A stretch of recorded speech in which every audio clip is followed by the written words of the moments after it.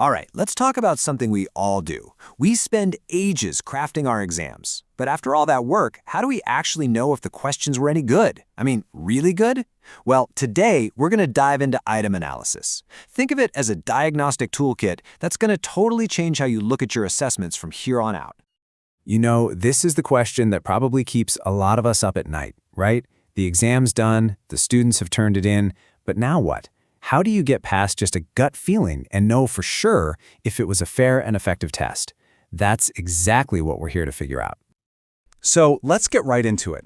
The best way to think about item analysis is like giving your exam a full-on health check. Seriously, it lets you diagnose every single question, one by one, so you can move from that feeling of, I hope this was okay, to having real, solid data that gives you confidence. So what is it really? Don't let the word statistical scare you. At its heart, item analysis is just a simple process for checking the quality of your multiple-choice questions after an exam. The big shift here is that we're not just grading the students, we're actually grading our own questions. It's all about checking the quality of the test itself. Okay, so you might be thinking, why should I add another thing to my to-do list? Well, because the payoff here is absolutely huge. First off, you can pinpoint and fix those tricky, flawed questions. That means your pass-fail decisions become way more fair and reliable. Plus, you start building a killer question bank for future exams. And maybe the best part? You get super specific feedback, not just on where students are getting tripped up, but maybe even where we could tweak our teaching a bit. So, to do this whole exam health check, you really only need 3 key diagnostic tools. We're going to call them the 3 Ds. And once you get the hang of these, you'll have a crystal clear picture of how healthy your exam really is. And here they are, our 3-step process. First, we have the difficulty index. Second, the discrimination index. And third, distractor analysis. Each of these tools gives us a different and totally vital piece of the puzzle. Okay, now for the fun part. Let's start decoding these vital signs, starting with that very first tool. First up, we've got the difficulty index. You might also hear it called the p-value. Honestly, it's the most straightforward metric of the bunch. It's just asking one simple question. How many students got this question right? And that's it. It's the percentage of students who answered correctly. So a high percentage? Easy question. Low percentage? Tough question. Simple as that. Okay, so here's where it gets really practical. You can see there's a kind of Goldilocks zone here.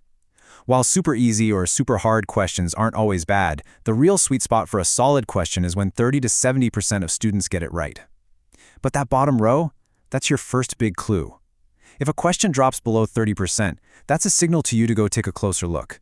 Was the wording confusing? Was the concept not covered well? This number tells you exactly where to start digging. All right, tool number 2 is the discrimination index. And this one asks a much smarter question. It's all about whether your question can tell the difference between students who really know their stuff and those who are struggling. Think about it. A good question should be answered correctly more often by your top-performing students. That's what this index measures. And this chart just lays it all out. Anything above 0.3 is considered good to excellent. But look all the way at the bottom. That negative value, that is a massive flashing red flag. A negative index means your low-performing students actually did better on that question than your high-performing students. And in a medical setting, that's not just bad, it's potentially dangerous. It could mean your question is accidentally rewarding a fundamental misunderstanding of a key concept. That's a flaw we have to fix. And last but not least, our third tool, distractor analysis. This is all about looking at the wrong answers.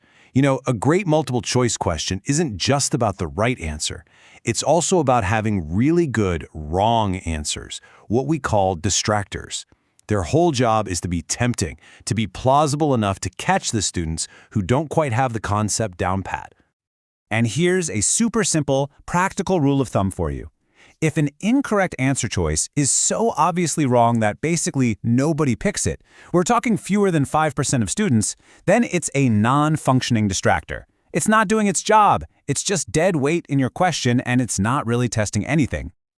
Okay, enough theory. This is where the rubber meets the road. Let's take these tools and apply them to some actual case studies. We're going to see exactly how you go from a spreadsheet of data to a clear, actionable diagnosis for your questions.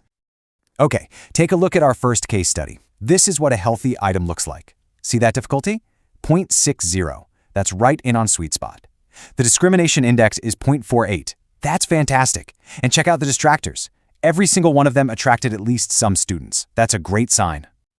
So, what's our diagnosis here? Well, the difficulty is optimal. The discrimination is excellent. It's doing a beautiful job of separating high and low performers. And all the distractors are functional. So, the prescription? Easy. Retain this one. This is a keeper, a high-quality item you definitely want in your question bank. Now let's look at the other side of the coin. This one is not so healthy. The data tells a completely different story. The difficulty is 0.98. That means 98% of students got it right. It's way too easy. But then look at the discrimination index, negative 0.04. Oof. Yeah, the diagnosis for this one is pretty clear. It's a giveaway question, way too easy. And that negative discrimination, that's our huge red flag. Remember, it's actively confusing the students who should be getting it right. And the distractors are useless, no one's picking them. So the prescription is straightforward. Either discard this question completely or send it back for a major rewrite. It is not working. Let's dig into a real clinical case file. This is a classic OB/GYN question. Now, at first glance, the difficulty looks good, 40%. You might think, hey, this question is fine. But then you see the discrimination index, and it's negative.